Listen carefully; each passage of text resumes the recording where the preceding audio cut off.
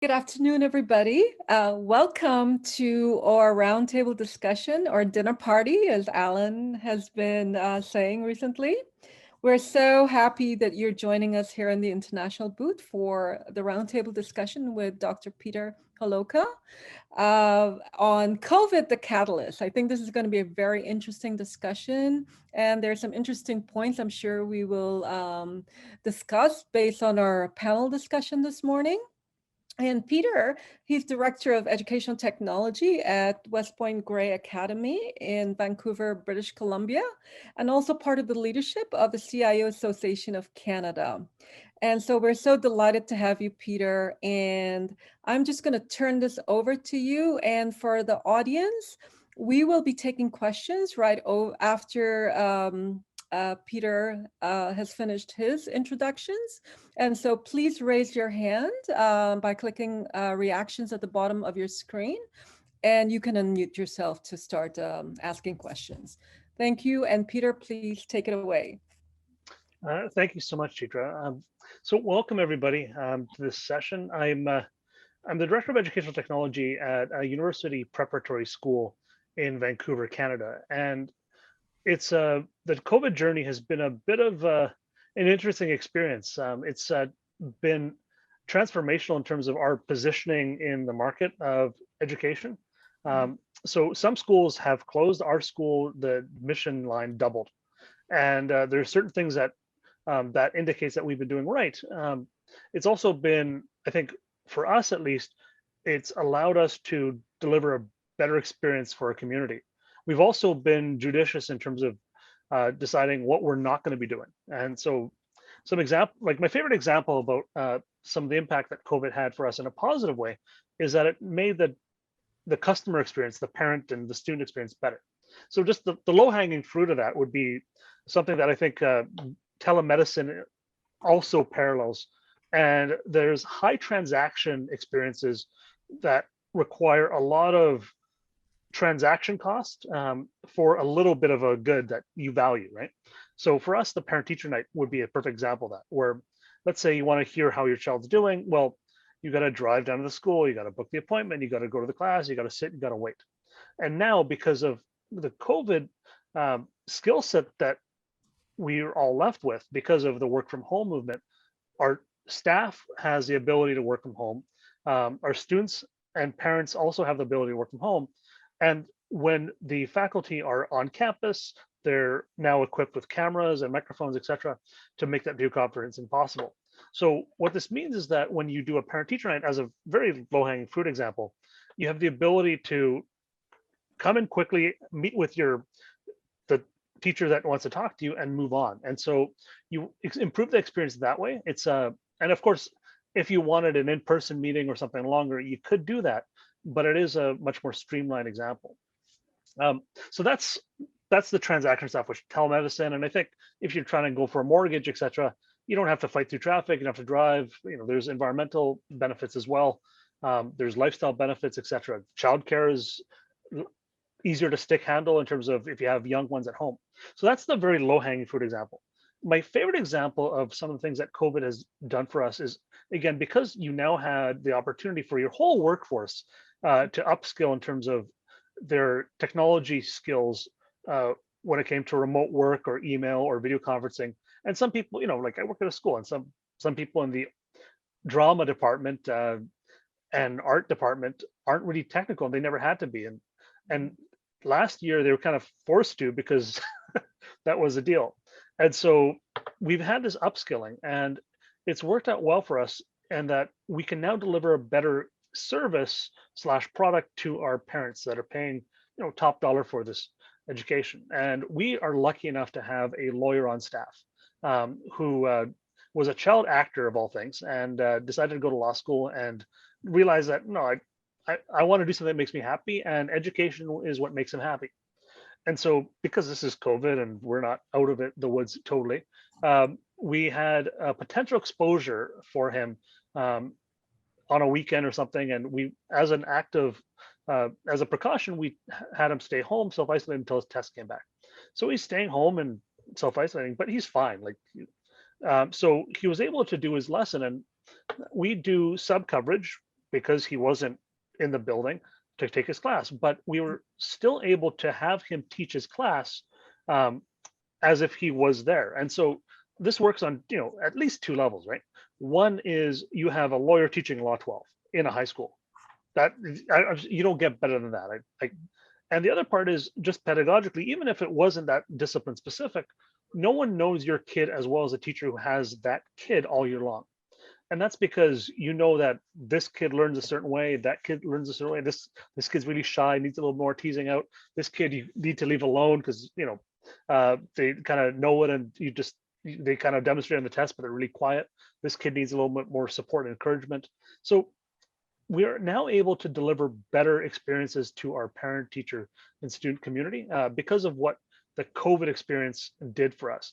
And what I'm looking forward in this conversation is to really learn the unknown unknowns. Part of the CIO Association of Canada, one of the benefits of that is that you get cross-industry experience. Like I work in education, but I'm always amazed at how much I have in common with the casino or the lumber mill or the logistics company or the pizza place in terms of the IT worries as an IT leader.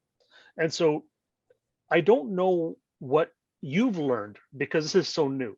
And so I'd love to engage in a conversation with you all and to hear what are the positive stories. Like there's enough darkness and sadness and woe in terms of COVID news and news in general in the world. But I'm curious to hear what are some of the transformational experiences or some of the positive effects that COVID, a response of organizations to COVID has produced for you.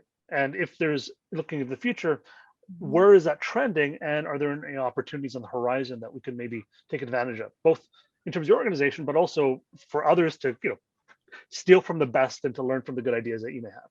Yeah. Would you like me to go ahead? We have Martin Davis who has raised his hand. Martin, please go ahead. I believe you're in manufacturing. Yeah, I've been in a number of industries, including most recently, actually, the financial services side of things, but a lot of my time in manufacturing.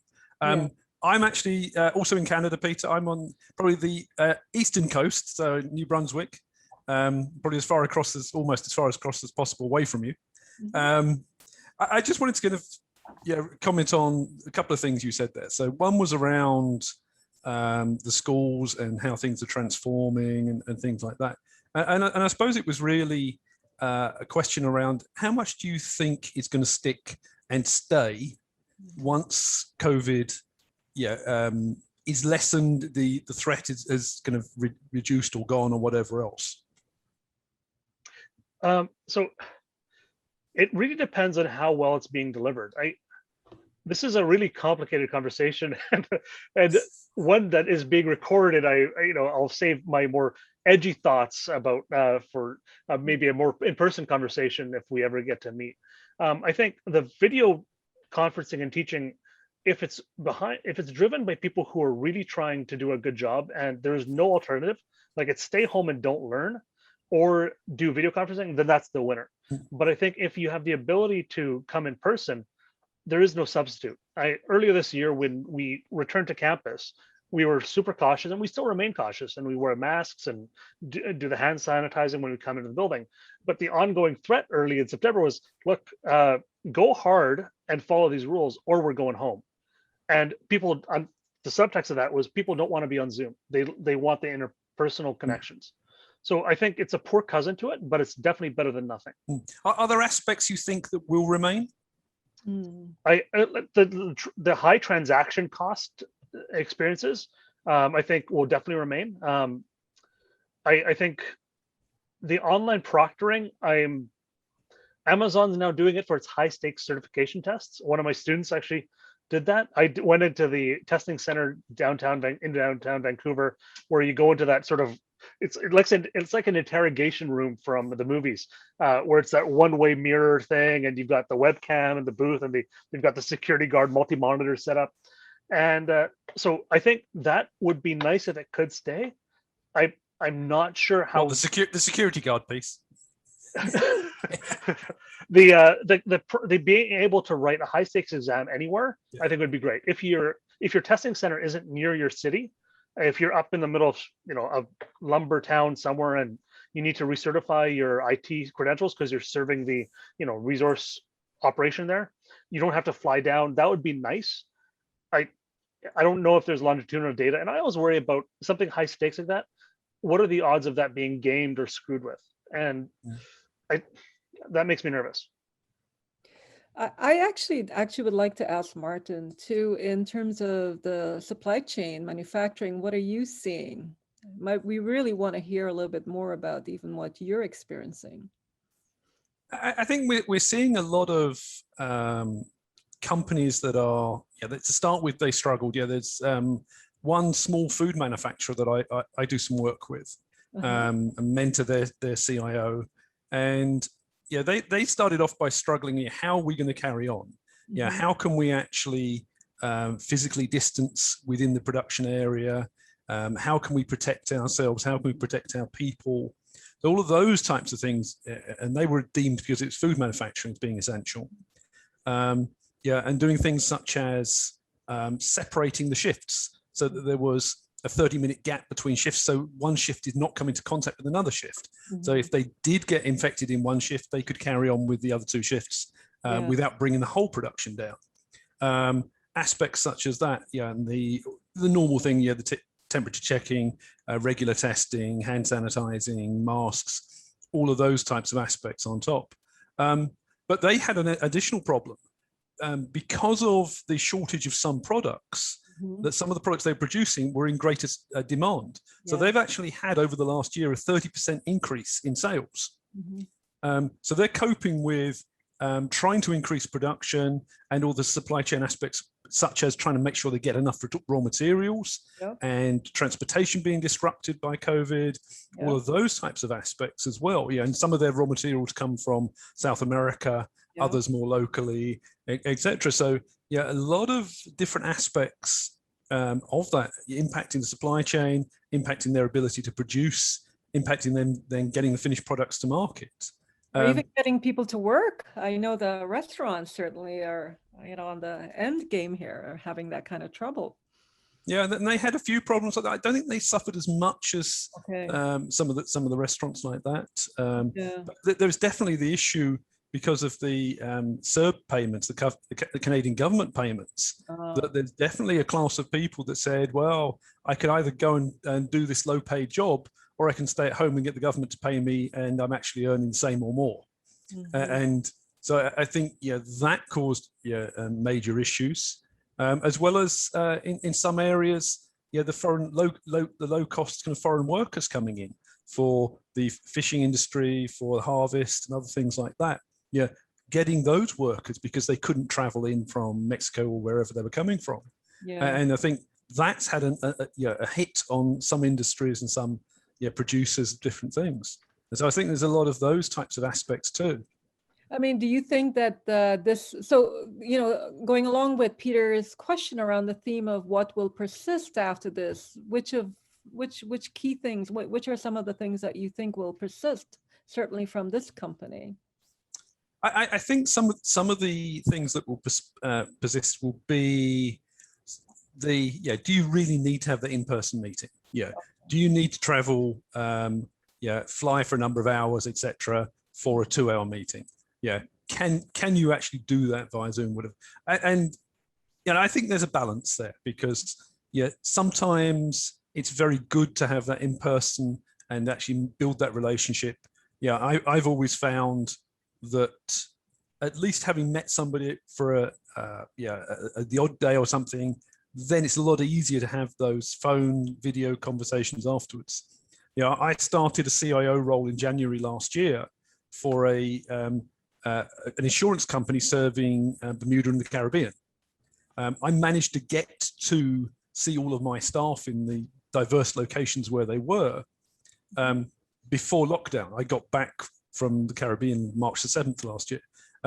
So it was a case of managing to get to see them, but then that made it a lot easier than having all those video meetings, video calls, and other conversations after that.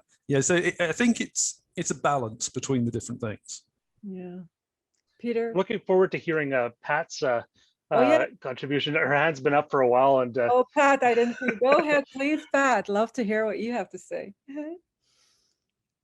unmute. You can mute. Sorry, thank you, Chitra. I think I actually put it down accidentally for a while, so that's probably why you overlooked it.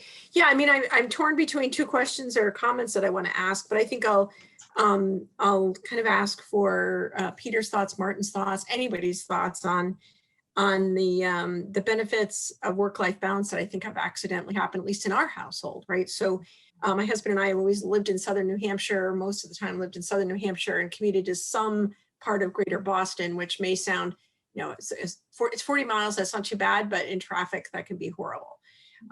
And what we found is that without a commute, we are much happier people and we are much more productive, in particular because we've filled our commute time with working time. Now that's a me problem.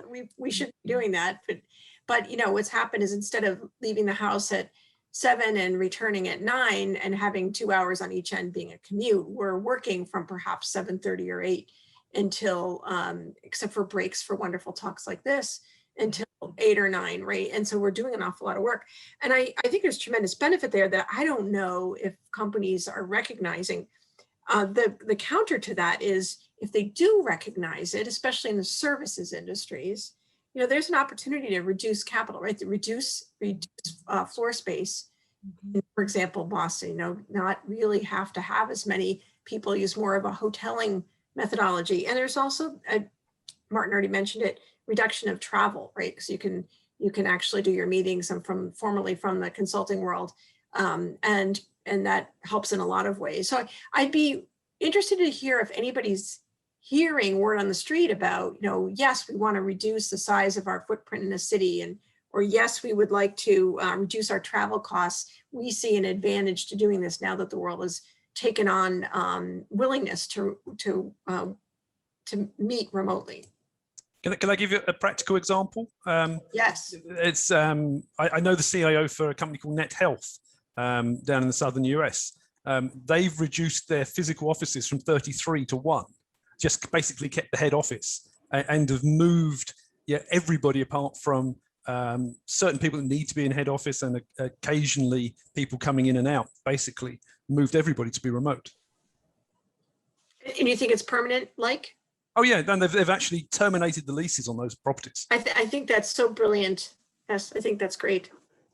They may be the exception though. Yeah. I think that's the trend. I worry about it in terms of culture. So there's certain employees in the bell curve, right? You've got the ones at the front end who are you take away their lights, their tools, and they're still going to produce awesome stuff for you. And you got the tail end who are the shirkers, and you got the middle part of the bell curve where they can go either way. And I worry about the culture. And so we have I think more than just Pat and I. We have the dysfunction of, oh sweet, there's more hours, I'll work more. And unfortunately that's not everyone. And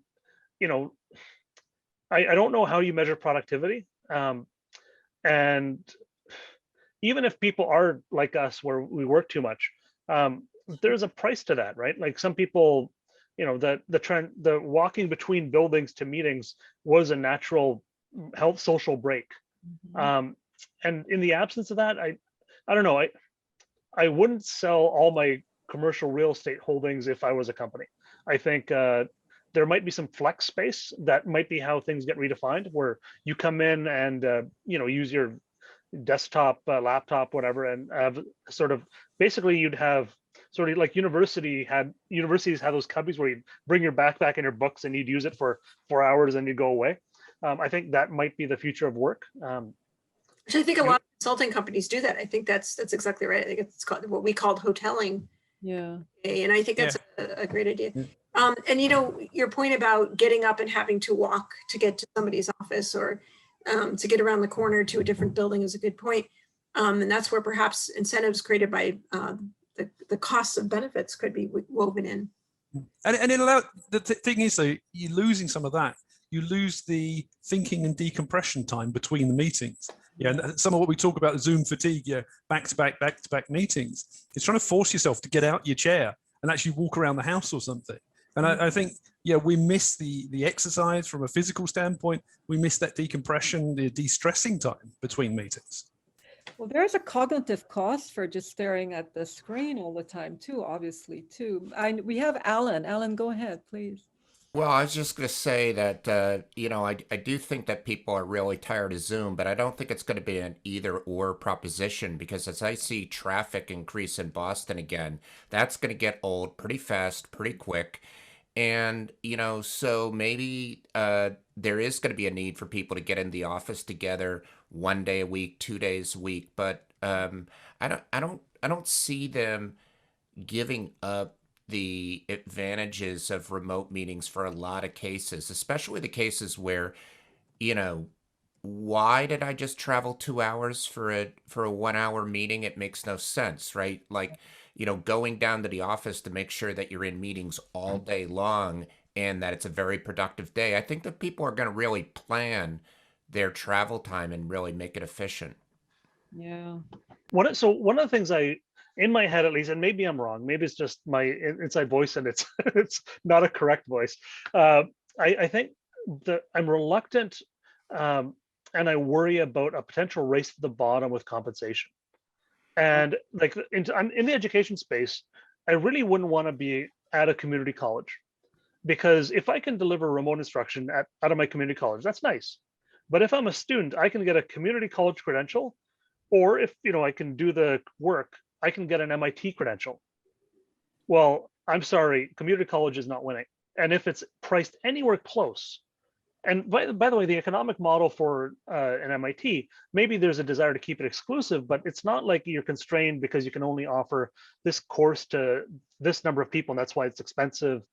It's not like you can scale that up as much as you want, and you have the Coursera movement, etc. So I really worry about if you're not geographically constrained, then why does someone need to hire you and not the developing world labor that is hungry, eager? They're going to be either working for your company or in your field, or they can work for something much harder. So they're highly, highly motivated and they're talented. There's really no reason why they can't do a good job. Now, there's some cultural things, and maybe there's not the time zone might be a problem, the language might be a problem, but those are not major barriers to entry. And so I really worry about the potential race to the bottom of the salary. So I would rather, if it meant I could keep my job, I will commute to work, and to sort of create some slight barriers to entry so that the job that we have in a really expensive city stays my job. I'm going to sit in the car, and those sort of interpersonal meetings, that's a value added that I think people might be wanting to cling to. But Peter, one of the things on the other end, even for those of us in the US, for example, North America, people have been leaving cities. So in many ways, there's been created a new opportunity to live wherever you are and work for those same companies if they allow that. So people are actually, so it's interesting.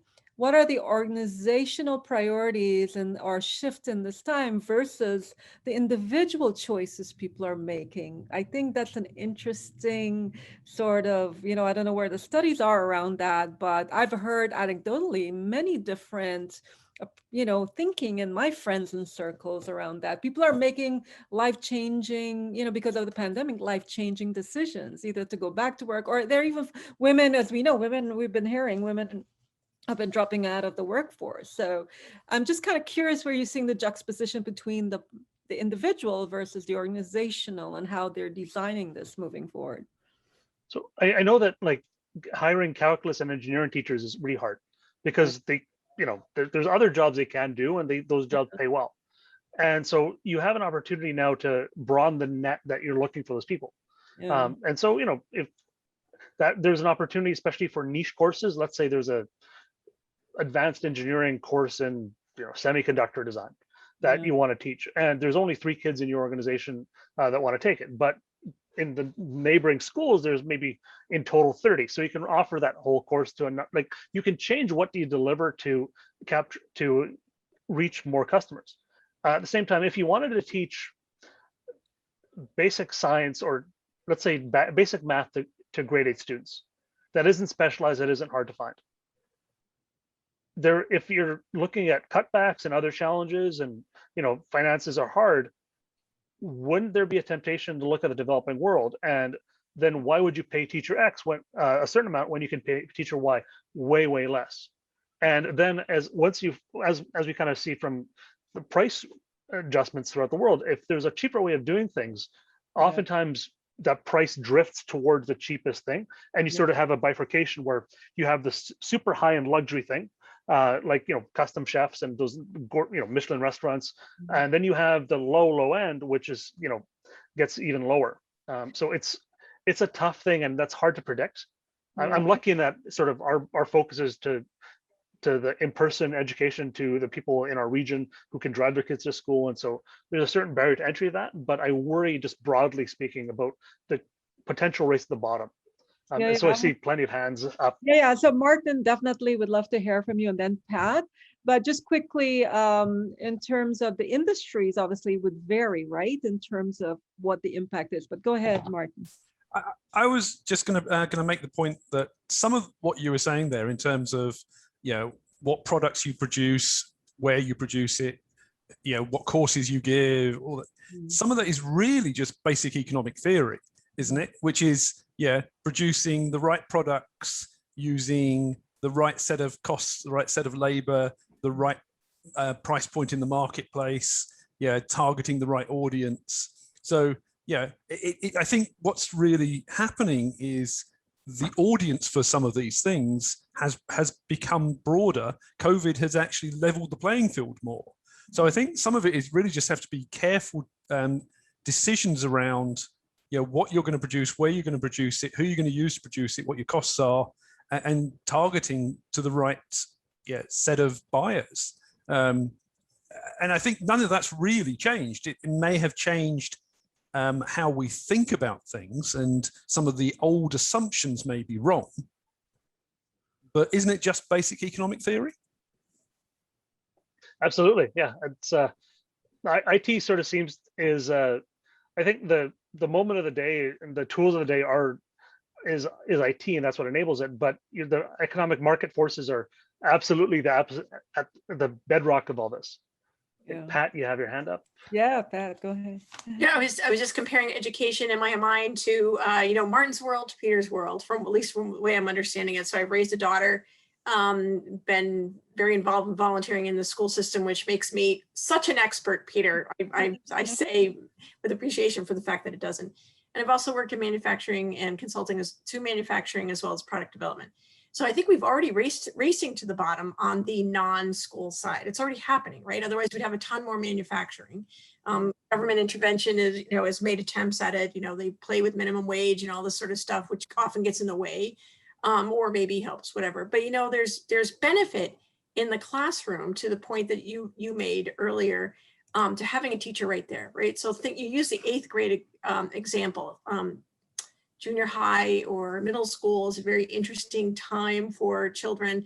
And there are those people on that curve. There are those overachievers who are going to get the job done. There are those other people who might be swayed at the given in the given moment, but will probably get it done. And then there's the kids who aren't going to get it done unless somebody's standing over them and encouraging them, whether it's beating them or encouraging them. They have to have someone there. So I bet you the education side of thing, the race to the bottom, isn't really a likely thing. I could be wrong. I'm not an expert, but I think we're already seeing the race to the bottom of wages on the manufacturing and other side. Yeah. I'm curious about the silent, Bruce, I think it looks like you're either parked or driving, but I'm curious to hear other people's thoughts on this. And Sure, can I jump in? Yeah, I would love to hear from you. Absolutely, please, yeah. Yeah, so I've been interested in these ideas of economic growth, and there's some puzzle questions and a lot of the themes, right, that have been raised. The puzzle questions are, if you look overall, you find more people, up until last year, right, more people were moving to cities, right, all across the world. And in cities, you also find, a lot of diversity and a lot of values. This is like the Richard, Florida school cities. The world is spiky in comparison with the world is flat. And you can find things like, universities, hospitals, education, many different kinds of things. So that's the premise. then the question is, you know, and so that drives also, you know, education costs, housing costs. Well, housing costs are relatively flat, except in the places that have really strong economic sectors. But, you know, whereas manufacturing, electronics, you know, those things have the most decrease per unit value, right? So the question was that was on the table already was, number one, some of these things are things we care about, like for housing and for people living in cities. So what are ways that if you need people, you need humans, you know, deliver things like education and healthcare, how number one, might you get better productivity, right? So you can get more of the benefits, but then also how does it become sustainable? Because a lot of times the people in those it's high cost, but it's not necessarily the people that are you know, getting high wages for that, like healthcare and childcare and, you know, food preparation, like all the things that need it. And then so that's one question. And the second question is, so in this time, right, with COVID, with all this surprising, you know, change, is there any clues as to what is going to be the long-term effects? Which of these former long-term effects are going to continue, and which ones are going to be shifted? So those are some of the questions. Well, so to your point about, sounds like people hear me now. Yeah. When people are moving away from the cities, like my research, my doctoral research, at the University of Calgary was into IT infrastructure and cloud computing adoption and IT leadership in Western Canada, and I was working for a private school that was part of an association of other Catholic private schools.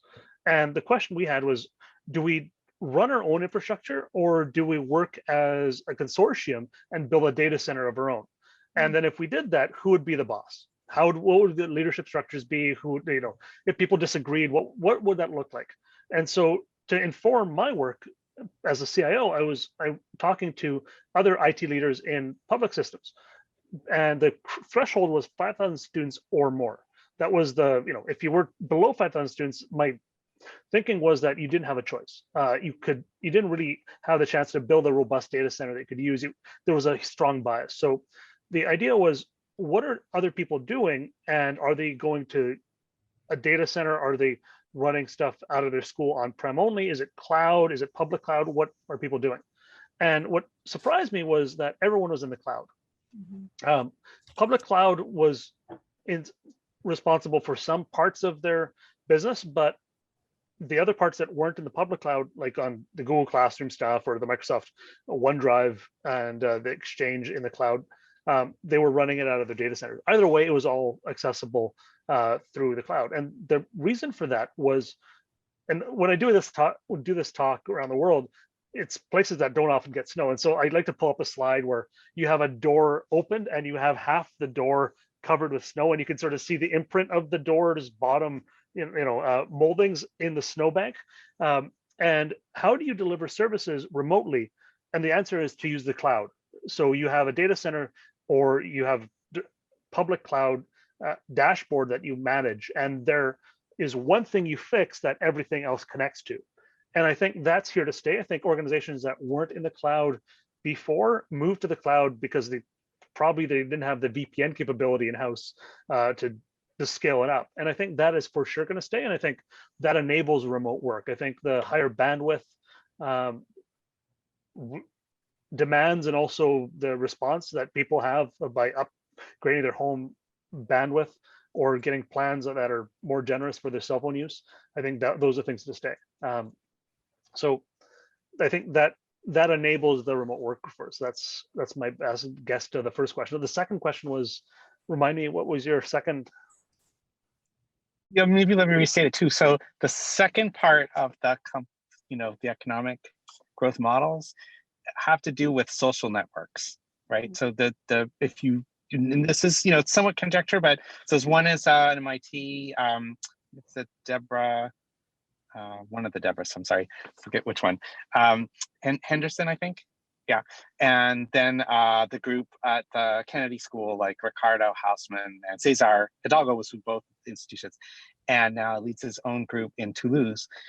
So there's some evidence in this that why do the cities have this effect, right? Well, we know it happens because people go to work and they meet other people and you have the network. So the network the belief is that it's really the social network, and the social network is strong where you have cities because you've got a lot of strength in the network. So I think the question is, when we have new reaction in this case, right? We have investment in normal case for IT infrastructure as an example. Now we have COVID. It wasn't necessarily decided, but people suddenly accelerated, what maybe would have taken longer period.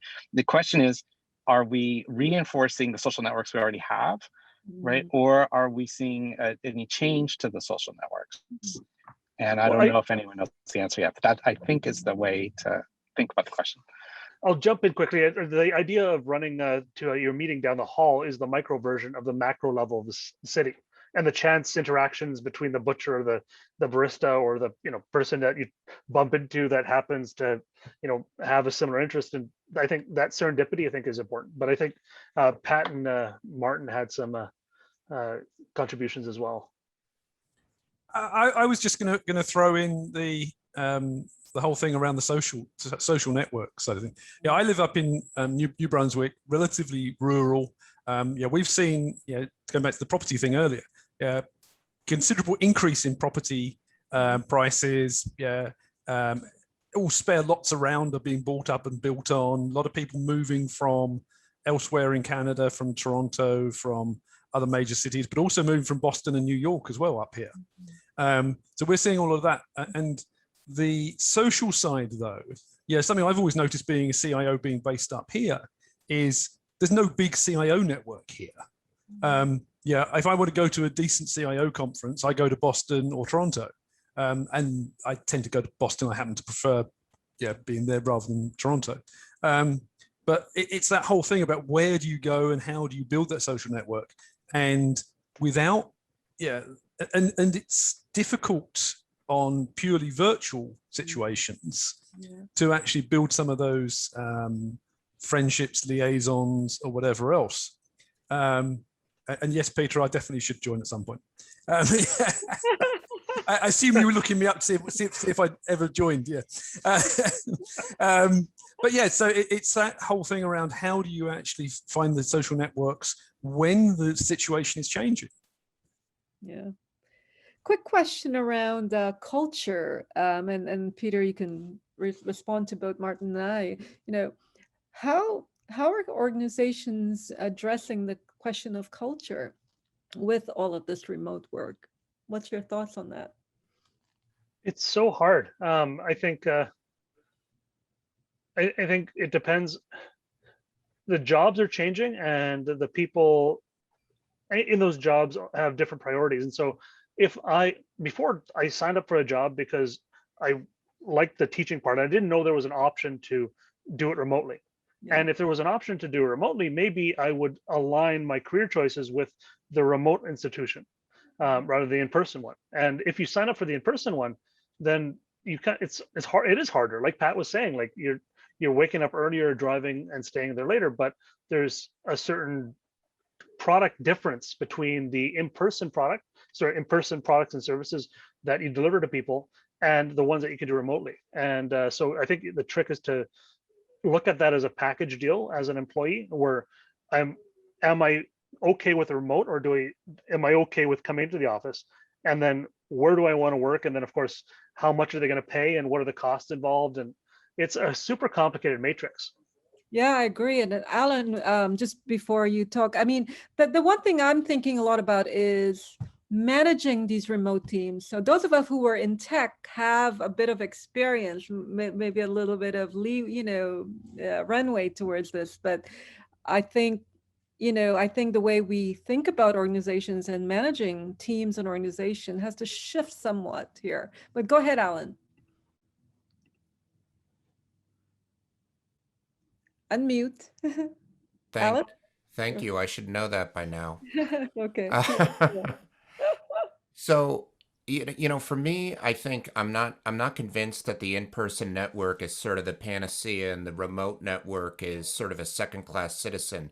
I sort of view them as two different types of developing networks. And to give you an example, I mean, I started to doing remote work on a large scale back in the late 1990s when I was with Schneider Electric. And, we were forced to create a remote network, and, we did develop relationships. And also when I was with IBM, I sometimes did projects where I worked with people for years without ever meeting them at all, and definitely developed relationships. And I would also point to the open source community and other communities where, I know my children have friends that they have never met in person. So I don't know whether it's a generational thing or a work thing, but I do believe that people can develop relationships on virtual networks, and maybe there's a lot of people who, because of COVID, they kind of got shoved into this space and they haven't had that experience. And my experience, because I've been doing this so long, is a little bit different. But yeah, I think that networking can happen in the virtual world, and it will happen. Yeah. I mean, Mighty Networks, we have the opportunity here, and this obviously is our experiment, right? But I've actually interacted with more people during this last symposium than I did in person. Pat, go ahead. So many great topics here. So a couple things. I have some very strong opinions that you can all tell me I'm wrong, and I will let you do that, and I will still believe you're wrong. But I mean that tongue in cheek, but culture, I've done a lot of studying and thinking about culture over my many decades of working. Mm-hmm. Culture is really not whether you get to shake hands or go to lunch with somebody. Those are good things, but they're not culture.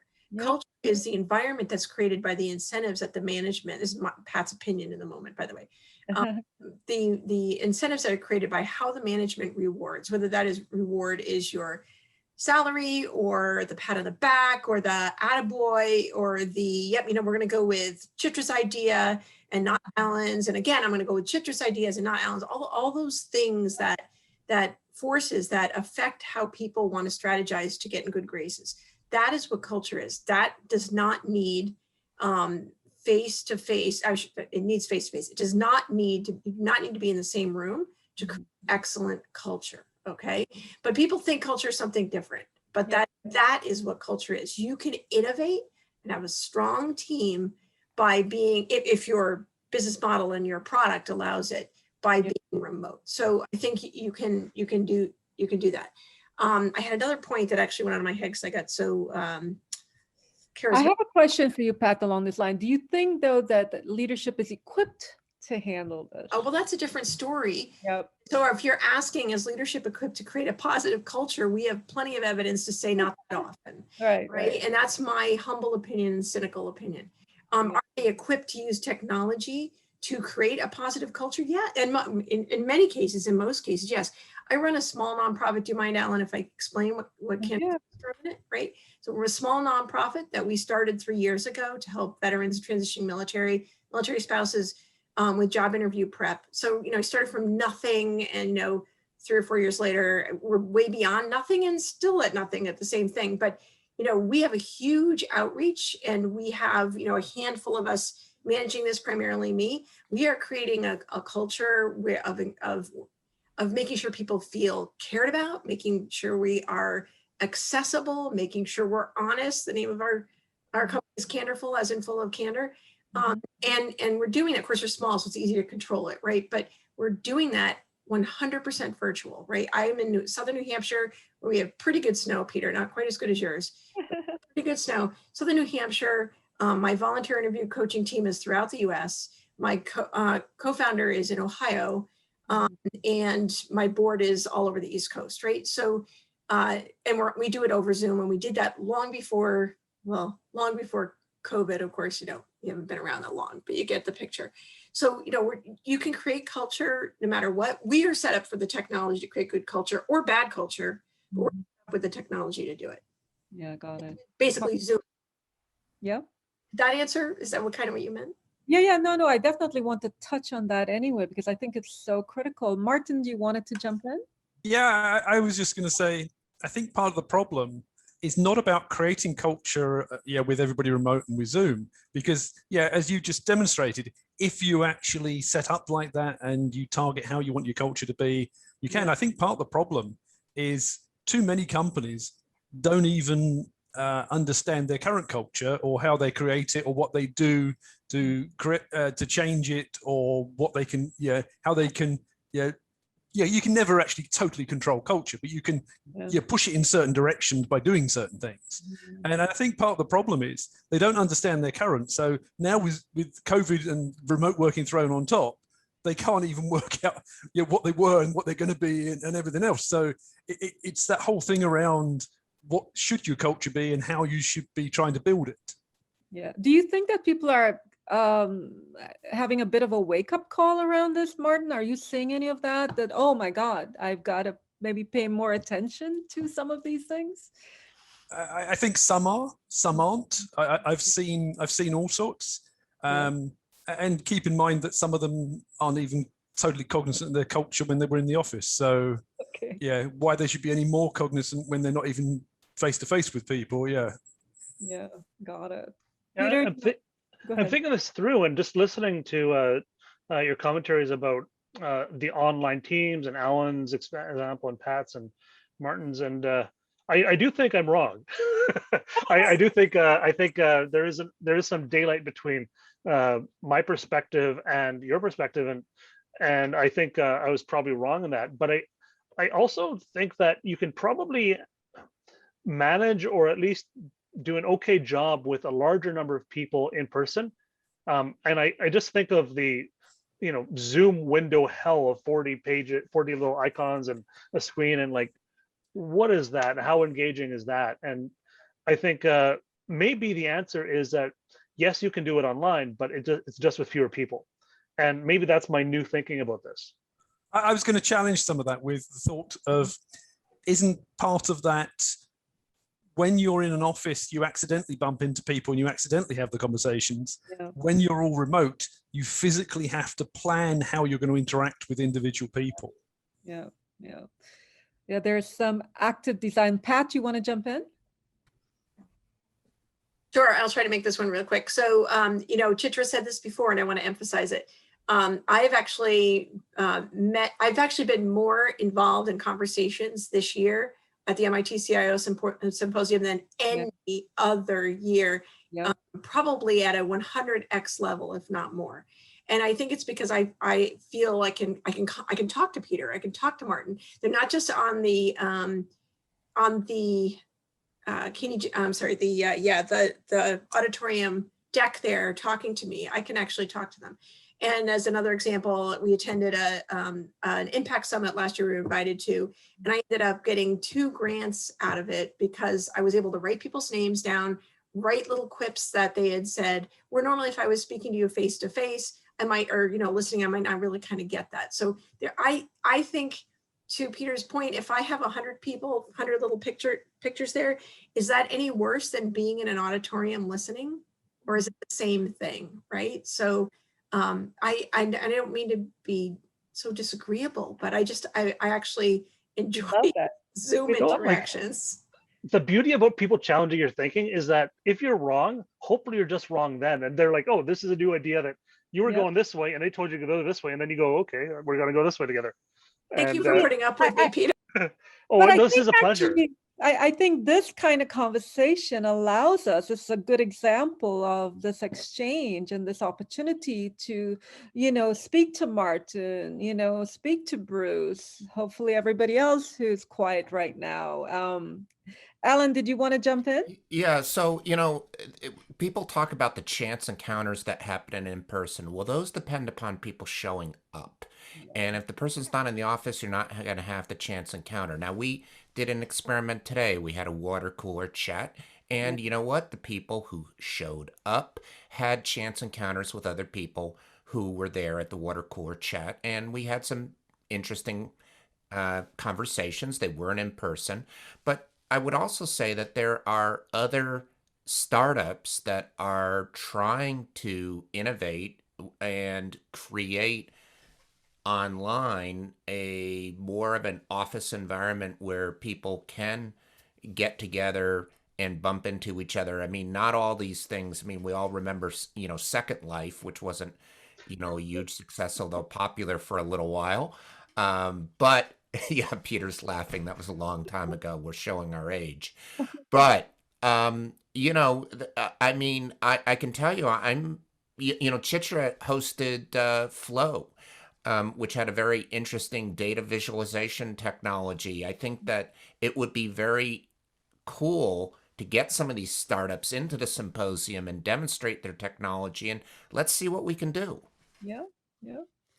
Yeah, I mean, I think it's like anything. I mean, the COVID was a disruption. You know, how do you think about disruption as an organization, and how do you design for resilience moving forward, correct? And how do you respond? Do you have you know, the culture and the leadership already in place that can respond in an agile fashion, right? And then seize those opportunities. So not see it as just a downside, but what is the opportunity in these situations? I'm hoping, because I think what Alan did in the symposium was create this online community. So we've got some new opportunities through this conversation, through other interactions. So I've been actually, you know, I'm trying to think about this. And this morning, Virginia Gambale, I believe, she said something interesting. She said, we all need to stop and pause and reflect and think about the three things we want to move forward, right?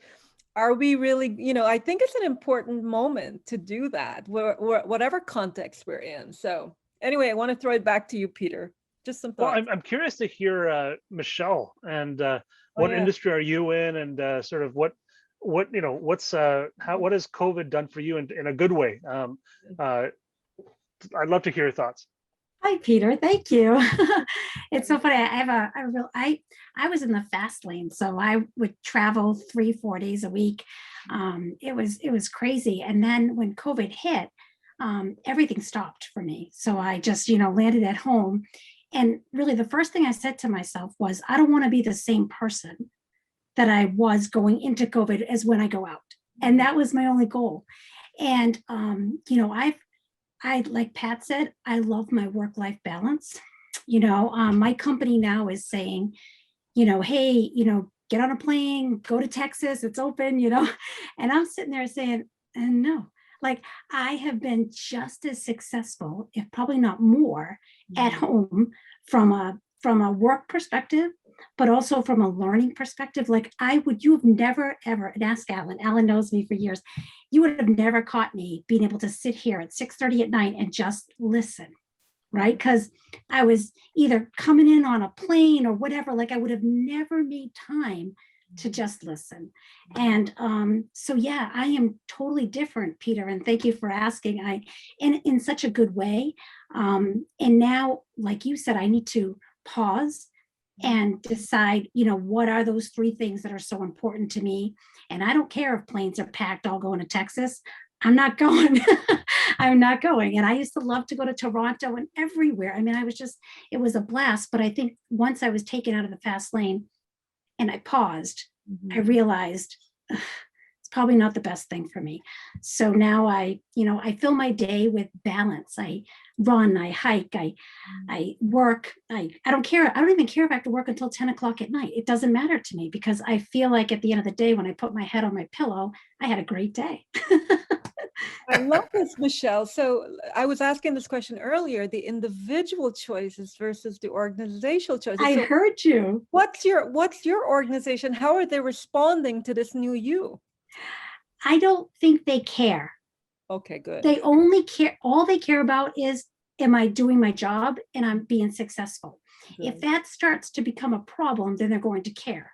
So right now it's my goal to make sure that I stay successful. And if that means working until 10 at night, if that means, you know, getting a hike in the morning because I want to sit and do this now, that's why I have my hat on, because I squeeze my hike in between this. My goal is to stay successful so that I can stay doing what I'm doing. Yeah. So it's funny because we're having conversations at the CIO Association meetings, and they sound a lot like HR meetings in that we're kind of going, what can we do now that our employees are working remotely?